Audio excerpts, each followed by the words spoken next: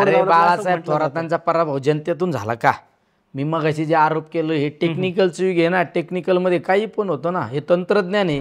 थोरात साहेबांच्या इतर संस्था सहकारी संस्था अतिशय सक्षम आहे आणि त्या संस्थेच्या माध्यमातून प्रत्येक कुटुंबाला डिव्हिडंड जातो वर्षाला.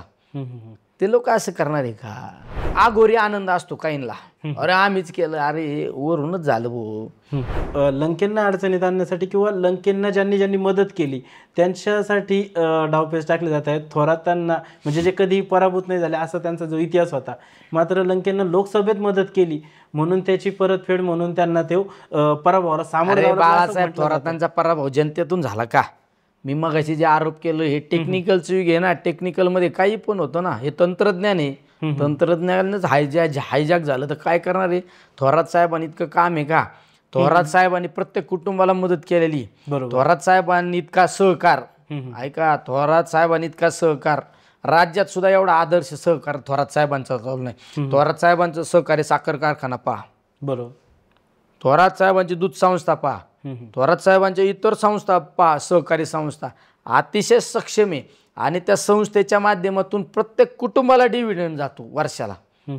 ते लोक असं करणार आहे का?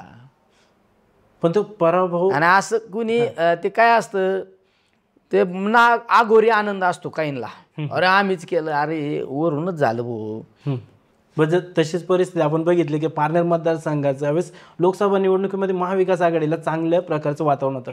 विधानसभा निवडणुकात देखील सत्तेत महाविकास आघाडीत असेल असं गणित जुळवलं जात होतं.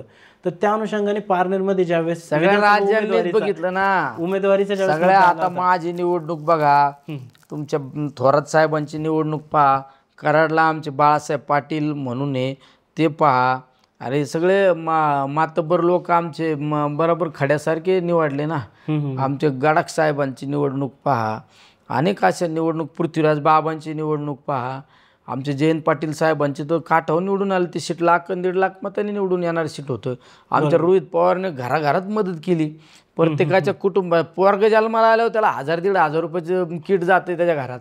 फार ते पोरग जन्माला आल्यापासून तर एखादं वयस्कर माणूस शेवटाच्या घटकापर्यंत मदत केली रोहित पवारांनी. त्यांना 1200 मतांनी बॅलेटवर निवडून आले ते. म्हणजे ही परिस्थिती काय, याच्या खोलात तुम्ही जायला पाहिजे ना, उलट आम्हाला सांगायला पाहिजे. तर आमच्या कोणी विचारता लोकसभेमध्ये तुम्ही या क्षेत्रातले काम करणारे लोक आहेत ना, तुम्ही मुळाशी जाऊन तुम्ही जनतेपुढे आणलं पाहिजे ना या सगळ्या गोष्टी. असे कित्येक आमचे यांचे विलासराव देशमुखांच्या पण घरात एक पराभव झाला ना. बरोबर आहे ना. अमित देशमुख पराभूत झाले, आपला धीरज निवडून आला ना. अमित देशमुख, अरे त्या कुटुंबाने किती मोठं देशमुख साहेबांचं, किती विलासराव देशमुख साहेबांचं किती मोठं काम होतं.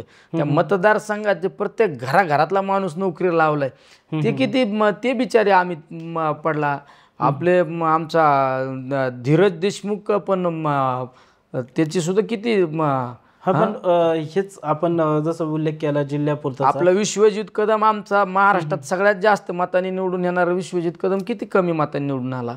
आणि त्यांनी तर त्या विश्वजित कदमांच्या कुटुंबाने तर त्यांच्या मतदारसंघातला प्रत्येक घरातला एक माणूस नोकरी लावला. काय आणि शिवाय फुकाट लावलेत. बाकीच्यांसारखे आतल्या हाताने पैसे घेऊन नाही लावलेले, फुकाट लावलेले कुटुंबासारखे सांभाळित लोक ते सुद्धा काटावर निवडून आले.